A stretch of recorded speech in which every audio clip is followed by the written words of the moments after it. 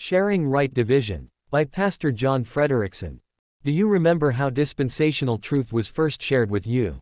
This writer cannot think about rightly dividing God's word without remembering the wonderfully gracious way these truths were patiently shared with him and his wife. No one acted like they were superior to us, that they were smarter than we, nor did they attempt to attack key doctrines where we might disagree. No one sought to win a scriptural argument. We were not embarrassed by public questioning.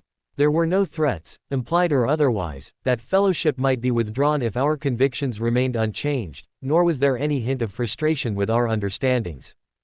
Those who first shared dispensational truths with us did so as it should be done, in a gracious and godly manner. As the saying goes, you can attract more bees with honey than vinegar. So, those who ministered to us did so in an extremely loving manner.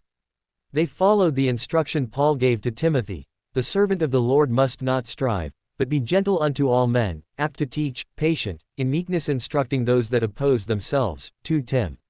2:24-25. Nonetheless, there certainly was opposition on our part when these servants of the Lord began to shed new light on traditionally held doctrines.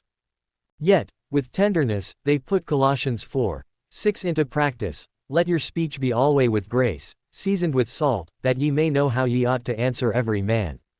These discussions were frequent and sometimes lasted into the wee hours of the morning, but there was diligence on the part of these soldiers of Christ.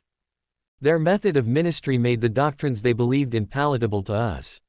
We thank God this was the approach that was taken with us, and it is probably the only one that would have worked. As we read this testimony, may each of us be encouraged to share dispensational truth with others and always be certain to do so in such a tender way that we adorn the doctrine we believe.